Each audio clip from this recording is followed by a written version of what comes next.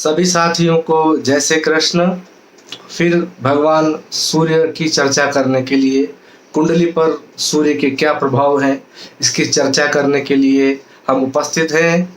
हमारा चैनल आचार्य ऋतुराज शर्मा को आप लाइक और सब्सक्राइब करें और अधिक से अधिक ज्योतिष और सनातन हिंदू धर्म की और भी अनेक रोचक तथ्यों की जानकारी के लिए आप इसको लाइक और सब्सक्राइब करें। आइए हम इसकी चर्चा करते हैं। हम 3 भावों की चर्चा पहले कर चुके हैं। आज हम चर्चा करेंगे सूर्य अगर चतुर्थ भाव में है तो उसका क्या फल होता है। साथियों, जहाँ तक हमने कुंडलियों में रिसर्च किया है और देखा है, पढ़ा है, हम ये कह सकते हैं कि जिस भी जातक के सूर्य चतुर्थ भाव में होता है तो उसकी 7वीं दृष्टि कार्य क्षेत्र पर, दशम ग्रह पर पड़ती है। इससे जातक राजनीतिक क्षेत्र से जुड़ाव ले सकता है, आधिकारिक क्षेत्र में जा सकता है, या फिर सूर्य के प्रभाव से बहुत अधिक ईमानदार, कर्तव्यनिष्ठ हो सकता है। लेकिन कुंडली के ग्रहण अध्ययन पर ये हम जान सकते हैं कि सूर्य जब मकर, सिंह, वृश्चिक, कुंभ और मीन इनके साथ में अगर चतुर्थ भाव में बैठा है तो फल बढ़िया होंगे।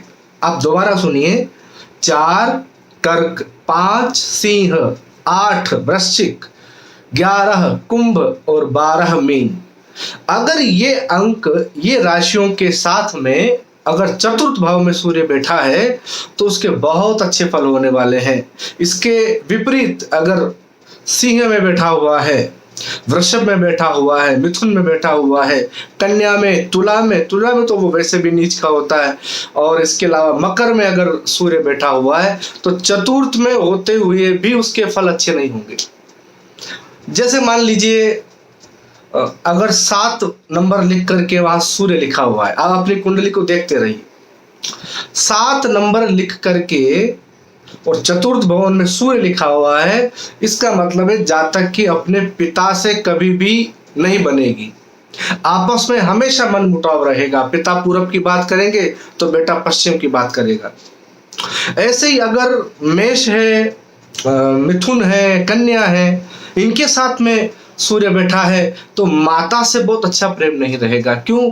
क्योंकि चौथा जो घर है वो माता का है, माता का स्थान है। इसीलिए जिसके चौथे भाव में सूर्य है उनको ये बात भी ध्यान में रखना चाहिए कि वो सूर्य किसके साथ बैठा है।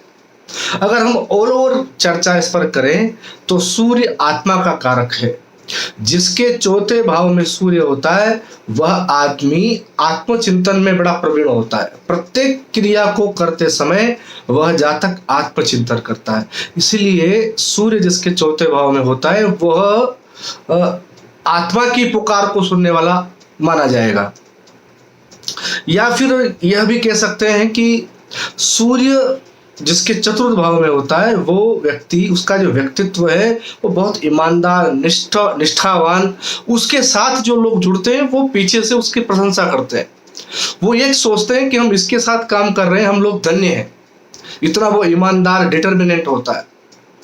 तो सूर्य के बड़े प्रभाव है। सूर्य अगर सिंह का हो, अगर 5 लिखा हो चौथे भाव में और सूर्य लिखा हो तो जातक आर्मी क्षेत्र में जाता है, या फिर बड़े अधिकारी, नेता आदि इन क्षेत्रों में वो उसका रुचि होता है, उस फील्ड में हो जाता है।